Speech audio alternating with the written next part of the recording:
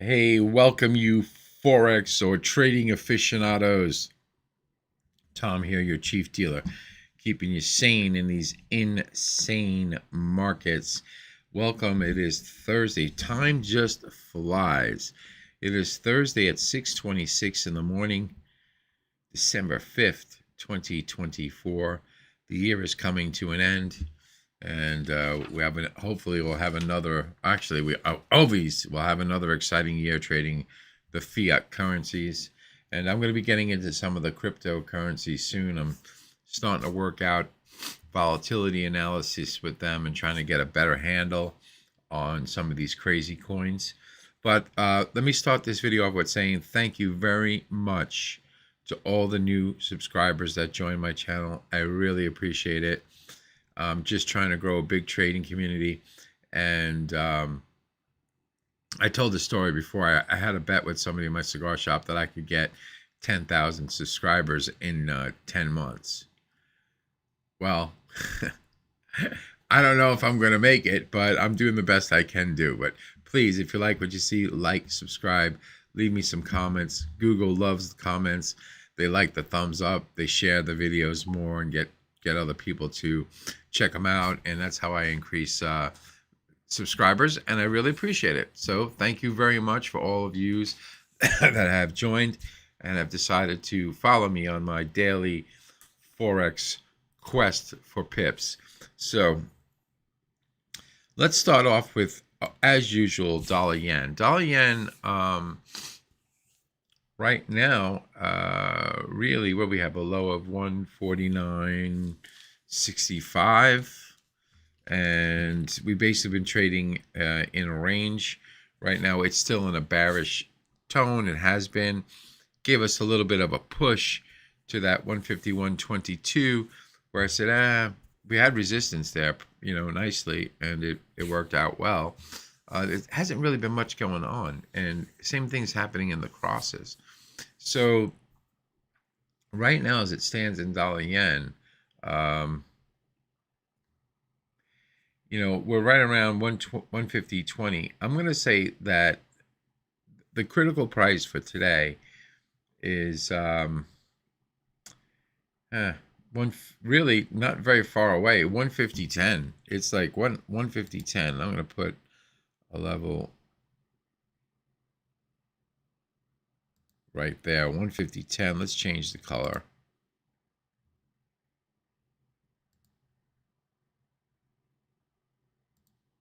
Let's make it kind of like bright. Oh, that's the same bloody color. Make it blue. That's the level today that's got to hold above to basically try to get above this 30 level, which is very close. It's only 10 pips away. Matter of fact, I'm going to change this to, instead of a solid, I'm going to make this a dashed line. Okay, if we can get to 30, we're heading towards that 150.70 level. There's going to be resistance there, and of course we got resistance at 151.25. Now if we break that down below this 10 level, like I said, it's only 10 pips away, and then the queen confirms, most likely we're heading back down towards this 149.79 level, which was this low bars close. This is a 1 hour chart. If you're new to the channel, basically I don't really look at closes so much as I look at like the low bars close. I look at inside bars, also their close, to get an indication of like where marketplace could exhaust itself in the short term. If it breaks this level 149, say, let's say if we break 149.60, okay, or you could use the 80 level. Okay, you could use the 80 level. It's not as good as it, say, okay, we break 149. Actually, I'll tell you what, I'll give you a more solid level. 149. 149.45. That's really the level.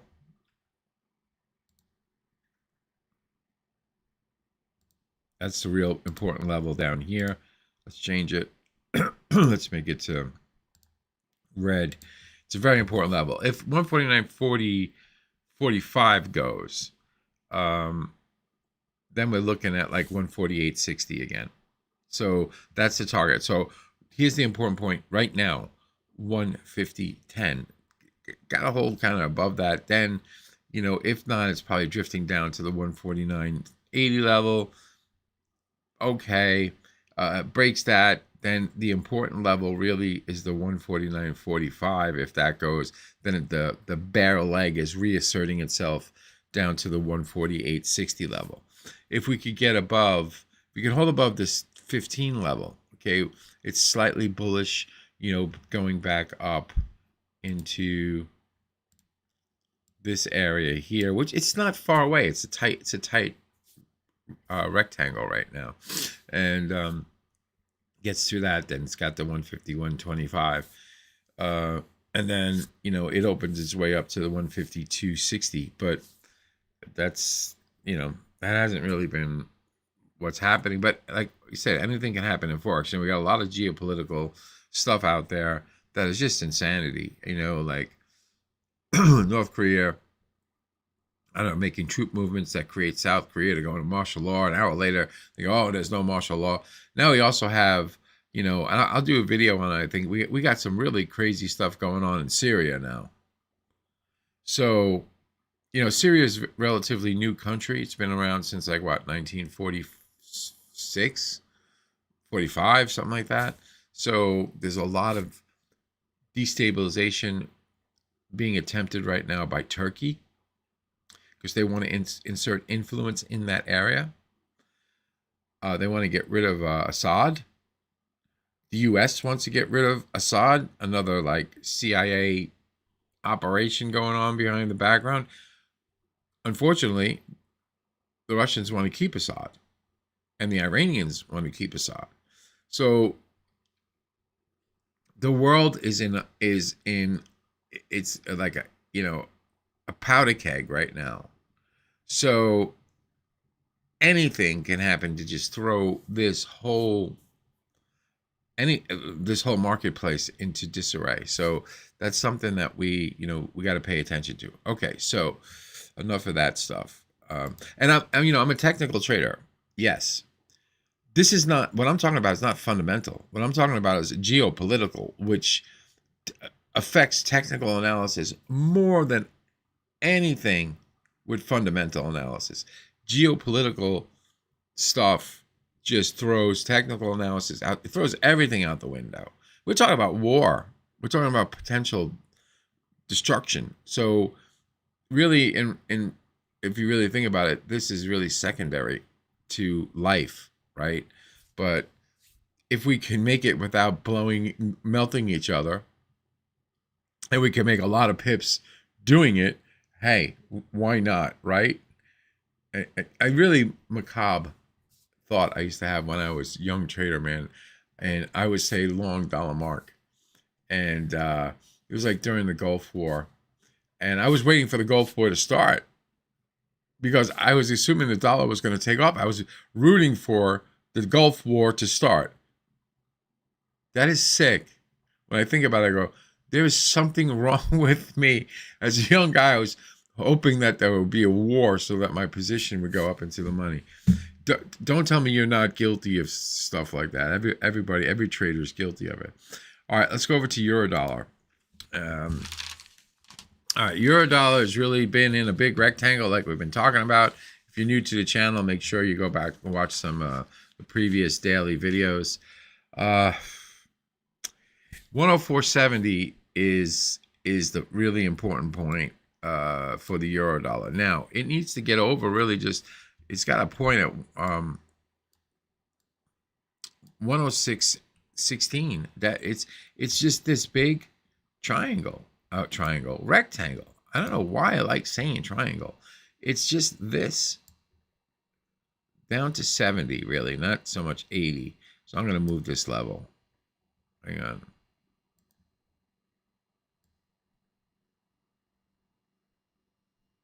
I think it was the same level yesterday. I'm not sure.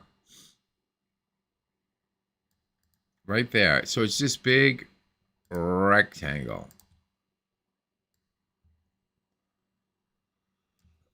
It's the only thing I got, you know. Break of 104.70 shows weakness back to the 104 the figure. If somehow it can muster up enough steam to get above 106.18, it opens up to 106 like 65.70. It is in it's bearish. It's neutral to bearish because sterling also is in the same type of it's in the same club. Okay, there's no muzzle velocity in sterling yet to push it higher. All right, so let's go over to, well, since we're talking about it, let's go over to sterling dollar. Okay.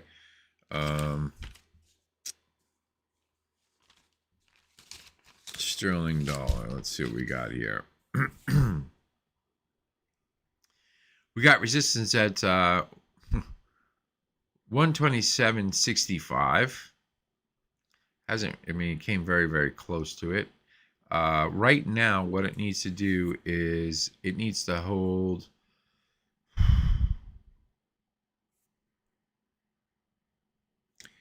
The support point is 127, 126.90.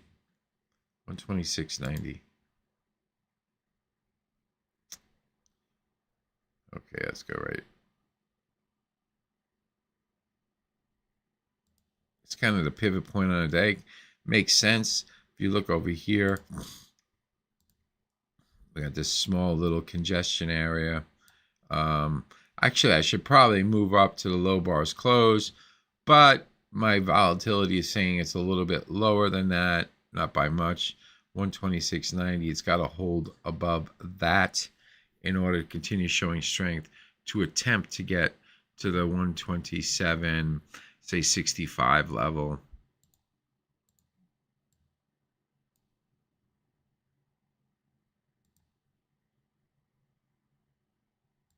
Right there, 127.65.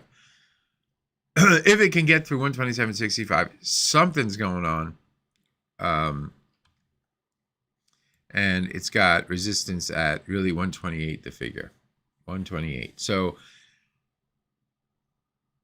if it holds above 90 today, I know we're far, well, not really far away from it. We're 30 points away from it, 40 points away. But I really don't see much in sterling. I'm more apt to look at sterling yen or euro yen. That one was a pain in the ass yesterday, euro yen. But let's go over sterling yen right now. Ooh, we got a lot of stuff going on over here. All right, so let's get rid of that one.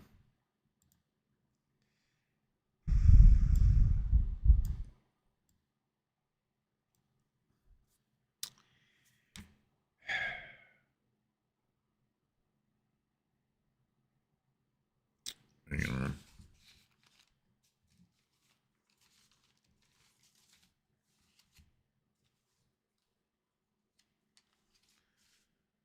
Well, we got 191.91. That's still good resistance. We got a shorter term resistance at 191.54. 56 is fine. Actually, it touched it perfectly. I'm not making that shit up. It's what it is.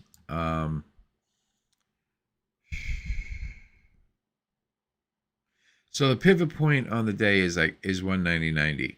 Again, it broke it. It came back down to 190.35-ish. Then it rebounded.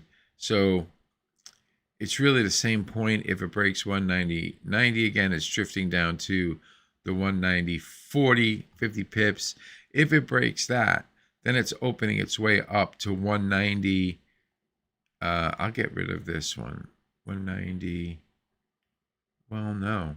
I'll tell you what. I'll split the difference. I'll go 190.04. 190. Let's go 190 the figure. All right, 190.01. Let's get rid of this one. They're both really close. So we got 190 the figure. If that opens, then we got 189.47. So the important point of the day right now is 190.90. And then it needs to get through 191.56 to attempt at 191.90. If somehow it does that, then it's got 192. 192.51. There's your points on the day. So important point is this 190.90. Let's go over to euro yen. Oh, this one killed me yesterday. Yesterday, it gave me a sell signal at 158.15. I took it. I actually sold it at 158.11 because I was paying attention to sterling. Sterling yen at the time was actually moving. And this one just didn't move. And it was just sitting. I mean, it actually went up. I was like, what? Okay, wait a second. So, I mean, I was hours out of the money, really. And, I mean, not much. It was like, I think it was around 30, 35. And, my stop was actually at 158.74. I took an old high and said I'm gonna hide kind of behind an old high and see what happens. So sterling yen was going down, euro yen was not. That made me suspect of my sterling yen short position. So I closed my sterling yen short position thinking that euro yen was giving me a clue to sterling yen. Then sterling yen came off. It didn't go down much. It went down to 158, like 03, 08. I ended up squaring at 08 just to not, I was like, I'm totally befuddled by this cross. I don't know what's going on. Is it giving me a clue to what sterling yen should do? Or is sterling yen leading the way and the guys that are trading euro yen just basically they're getting caught up in orders and they're not being able to take any like positions in it because there's offsets going on. So a lot of mental like self-talk was happening that was causing great confusion. And that's not a place you want to be. So I just closed. If you get that shit, you get cognitive dissonance going on in your head. Just, okay, look, take a step back until you're clear. There will be a moment, it might not even be that day, but you just got to be, patient with yourself to get a moment of clarity and say, okay, now I understand what the marketplace wants to do. Euro yen, okay, there's the level right here, 158.16. It's still a good level, but nothing's happening. So what I'm going to say is we need a break and close below this 157.80. And then we need the queen to confirm. Then we're moving back down to the 157.28 level. Now, if we could stay above this, we're tracking towards like 158, this high, 158.65, or the high bars close, 158.58 again. If we could get through that, then we got 159.10 to contend with. I'm sorry I don't have much more for you. I really, I'll be trading this really on a smaller time scale if I traded it all today. Some weird things are happening out there. So we just got to be cognizant of those weird things. All right, man. I hope that you like the analysis. Please make sure you like and subscribe. Again, thanks again to everybody that has recently joined and all of you that joined. I really appreciate you giving me the time to talk to you. And remember always, enjoy the party, but dance near the door. Cheers.